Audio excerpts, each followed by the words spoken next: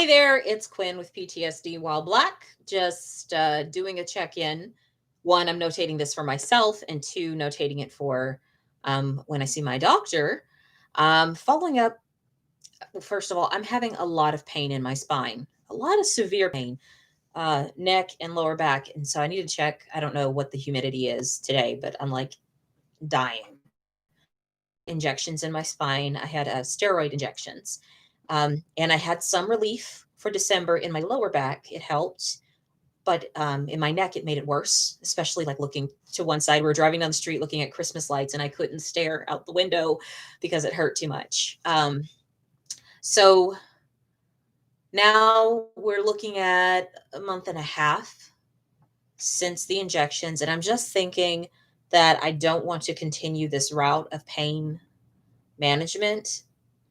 One, it's expensive. And I think that I could use the money in my insurance would be better used towards getting a neuropsych evaluation to see what I can and cannot do. Um, and so expensive. And two, it didn't help. I didn't have enough relief, enough considerable relief.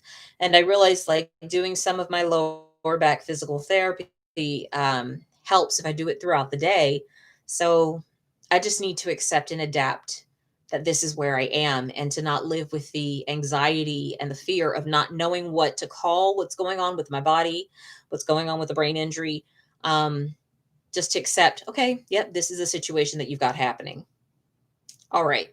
So, oh, that's the other thing. I just attended a local, it was an epilepsy support meeting on Zoom. And normally I attend a traumatic brain injury support meeting on Zoom, which is really helpful. But I went to the epilepsy support meeting because I was having these, wishy washy feelings of should I go to the doctor?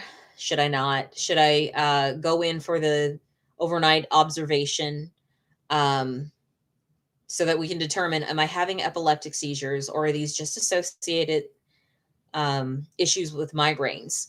So, and I'm uncertain as to what to do, feeling a little indifferent. So I went to the support group meeting and it was really sweet because I'm looking at how privileged I am, how physically functional I am compared to some other people. And it was beautiful hearing these mothers talking about their kids um, and themselves. One mother, she has epilepsy and she has three teenagers with epilepsy. Um, and I loved what she was saying about you just have to decide what is best for you. You have to decide what works within your body and what is true for your body and your symptoms. Some people are affected by light sensitivity. Some people are affected by foods. Some people are affected by emotions. But all of us definitely get affected by dehydration and lack of sleep. It really hits most of us.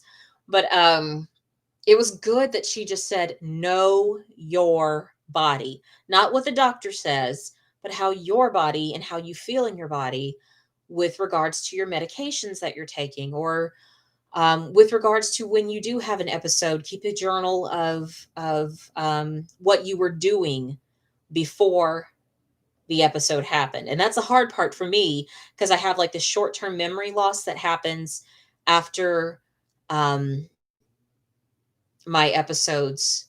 And I've learned to just laugh and going, oh, well, there you go. You can't remember. All right. Used to be, it would just frustrate the shit out of me. Now I'm just like, I don't remember what happened. Okay. I laugh at it and I go on now.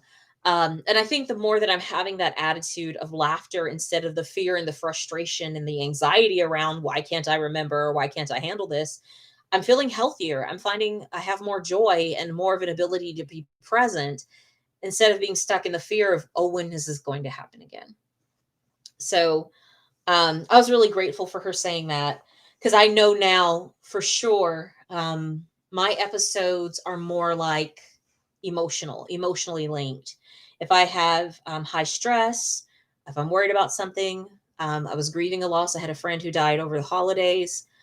Um, and a relative was in the hospital. So, like, knowing that there's high stress and high emotional connection, that will trigger mine.